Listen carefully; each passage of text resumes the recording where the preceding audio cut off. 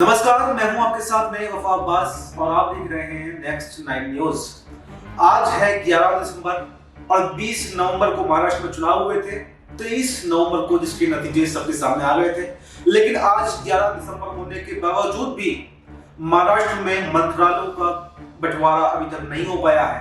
हालांकि 5 दिसंबर को देवेंद्र फडणवीस ने मुख्यमंत्री पद की शपथ ले ली और एकनाथ शिंदे और अजित पवार ने मुख्यमंत्री की शपथ ले ली, लेकिन इसके बावजूद आज 11 दिसंबर होने के बाद भी अभी तक मंत्रालयों का बंटवारा नहीं हो पाया है। एकनाथ शिंदे हैं, वहीं गृह मंत्रालय मांग रहे हैं, वहीं शहरी विकास मंत्रालय मांग रहे हैं और वित्त मंत्रालय भी नहीं मांग रहे हैं। लेकिन वित्त मंत्रालय अजित पवार को देने के बाद फाइनल हो चुकी है। वहीं पर गृह मंत्रालय को लेकर सबसे ज्यादा पेच फंसा हुआ है। देवेंद्र फडणवीस है, वो इसे अपने पास रखना चाहते हैं। वहीं एकनाथ शिंदे हैं जो गृह मंत्रालय की मांग लगातार कर रहे हैं और यहाँ तक एकनाथ शिंदे ने तो यहाँ तक भी ऑफर दे दिया कि कम से कम मुझे 3 बड़े मंत्रालय चाहिए। अगर आप गृह मंत्रालय भी नहीं देते हैं तो कोई से 3 जो बड़े मंत्रालय हैं वो मुझे बड़े मंत्रालय चाहिए। लेकिन अभी तक बीजेपी की तरफ से स्थिति साफ नहीं की गई है। अभी तक कहीं ना कहीं पेच फंसा हुआ है। बीजेपी का केंद्रीय नेतृत्व जो है एकनाथ शिंदे को अपने पास रखना तो चाहता है, लेकिन उनके हाथ में कोई पावर नहीं देना चाहता। तो ऐसे में हमारे सहयोगी दिनेश मेरे साथ में है, हम इनसे कुछ बातचीत करेंगे, कुछ चर्चा करेंगे इस सबको लेकर। दिनेश, ये बताइए कि आज 11 दिसंबर हो चुकी है। जैसे कि आपको पता है 23 नवंबर को ही महाराष्ट्र के नतीजे सबके सामने आ गए थे। मायावती ने एक अच्छी जीत जो कहते हैं वो हासिल की थी, 288 में से 230 सीटें जीती थी। लेकिन कहीं ना कहीं जो जिसके मतलब एकनाथ शिंदे के नेतृत्व में ये चुनाव लड़ा गया था, उनका कहना लगातार ये है कि मेरे नेतृत्व में चुनाव लड़ा गया था, मेरी कुछ योजनाएं हैं जो अटकी हुई हैं, कम से कम मुझे 6 महीने का तो मुख्यमंत्री बना दिया जाए ताकि मैं उन योजनाओं को लागू कर सकूं।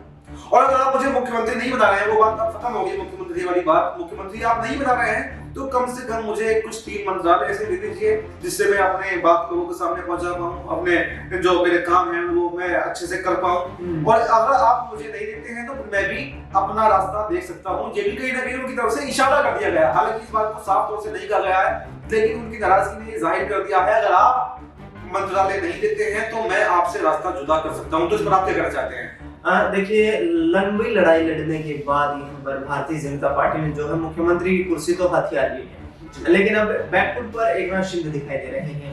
5 मंत्रालय यहाँ पर जाहिर तौर पर भारतीय जनता पार्टी अपने खाते में रखना चाहती है, जिसमें गृह मंत्रालय है, शहरी विकास मंत्रालय, राजस्व मंत्रालय, परिवहन मंत्रालय और इसके साथ साथ वित्त मंत्रालय।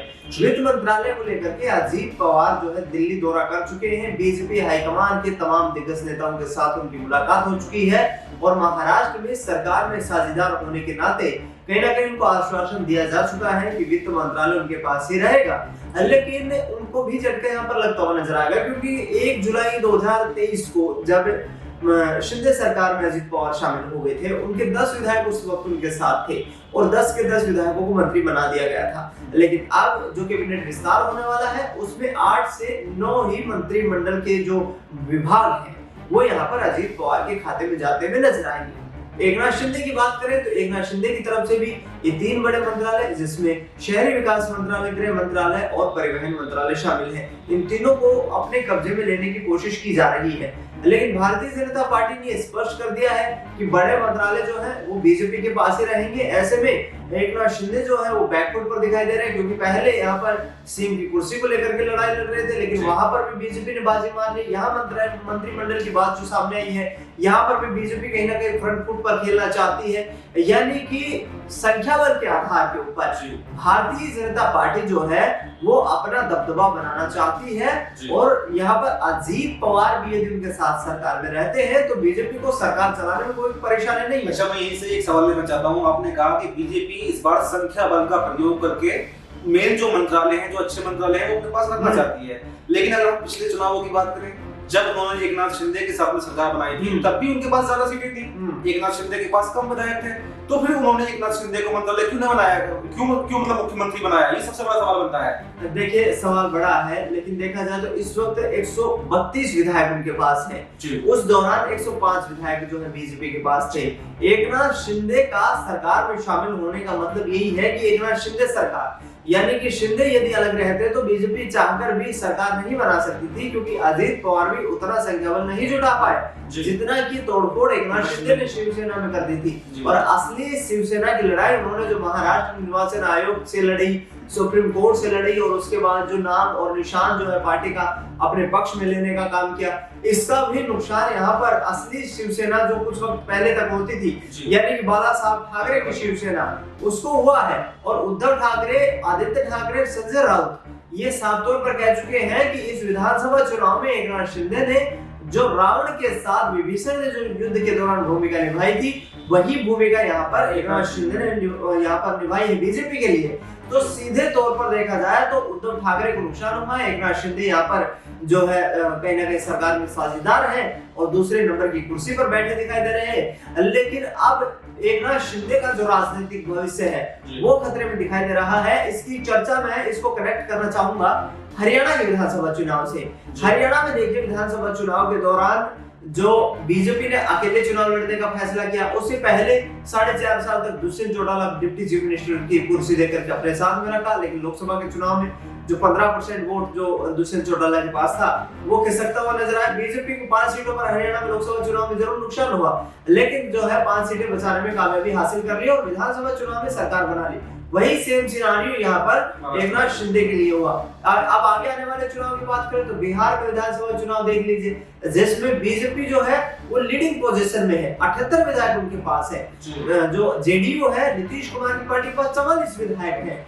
लेकिन आने वाले वक्त में यहाँ पर बीजेपी की तरफ से, उनके नेताओं की तरफ से, चाहे वो प्रदेश अध्यक्ष की बात करें, चाहे डिप्टी सीएम जो है सम्राट चौधरी की बात कर ले, विजय चौधरी की बात करें, अशोक चौधरी की बात करें, ये तमाम नेता कहते हुए नजर आ रहे हैं कि बीजेपी इस चुनाव में लीड करने वाली है। तो नीतीश कुमार का भी वही हश्र होने वाला है जो एकनाथ शिंदे और दुष्यंत सिंह चौटाला को हुआ है। अतः बीजेपी यहाँ पर सहयोगी दलों को, उनकी कमी को, कमजोरी को पकड़कर एक जो प्रलोभन का लड्डू फेंक कर उनकी तरफ और फिर उनको मजबूत कर रही है। ये आने वाले वक्त में जो क्षेत्रीय दल है उनको महंगा पड़ता हुआ नजर आएगा। जी दिनेश, आपने बताया ये बीजेपी पर पहले से ही आरोप लगते रहे हैं कि बीजेपी जिसके भी साथ में मिलती है उसको खत्म कर देती है। इसी पर एक बयान अभी सुर्खियों में भी रहा था, संजय राउत का बयान। उन्होंने ये भी कह दिया था एकनाथ शिंदे के लिए कि एकनाथ शिंदे अब जिंदगी में कभी भी मुख्यमंत्री नहीं बनेंगे, बल्कि एकनाथ शिंदे की पार्टी को बीजेपी तोड़ लेगी और उनके विधायकों को अपने साथ मिला लेगी और सरकार बना लेगी। यानी कहीं ना कहीं एकनाथ शिंदे के लिए ये भी खतरा बना हुआ है, शायद उनकी मजबूरियां हैं बीजेपी के साथ जुड़ने में, कि कहीं ऐसा ना हो जाए कि उनकी पार्टी के कुछ विधायक बीजेपी अपने साथ मिला ले और सरकार बना ले, क्योंकि बीजेपी यहाँ पर बहुमत से बहुत नजदीक है। 132 सीटें बीजेपी के पास है, जबकि बहुमत के लिए 145 सीटें चाहिए होती हैं और शायद 2 निर्दलीय विधायकों का समर्थन भी बीजेपी को मिल गया है। अगर इस हिसाब से देखें हम तो मात्र 11 विधायकों की जरूरत महाराष्ट्र में बीजेपी को है। लेकिन इसके साथ में वो जो सबसे बड़ा बात एकनाथ शिंदे को साथ में रखने की, वो बात है लोकसभा के नजरिए से, क्योंकि लोकसभा के 8 सांसद जो है एकनाथ शिंदे के पास है। अगर वो 8 सांसद अगर लोकसभा के टूट जाते हैं तो कहीं ना कहीं, अगर हम बात करें आंध्र प्रदेश के मुख्यमंत्री चंद्रबाबू नायडू और बिहार के मुख्यमंत्री नीतीश कुमार, ये दोनों भी कहीं ना कहीं जो है एनडीए का साथ छोड़ सकते हैं और तो यहाँ पर बीजेपी को करारा झटका केंद्र की सरकार में लग सकता है। ऐसे कयास लगाए जा रहे हैं। शायद यही वजह है जो एकनाथ शिंदे को बीजेपी अपने साथ में रखना चाहती है, लेकिन उनको भी अभी प्रलोभन दिया जा रहा है, उनको खास मंत्रालय नहीं दिए जा रहे हैं। ये सबसे बड़ा देखने वाला मुद्दा है कि आने वाले समय में बीजेपी उनको कोई मंत्रालय देती भी है या खाली प्रलोभन के आधार पर ही आगे सरकार चलाने वाली है। अभी के लिए फिलहाल इतना ही। आप बने रहिए हमारे साथ और देखते रहिए नेक्स्ट 9 न्यूज। धन्यवाद।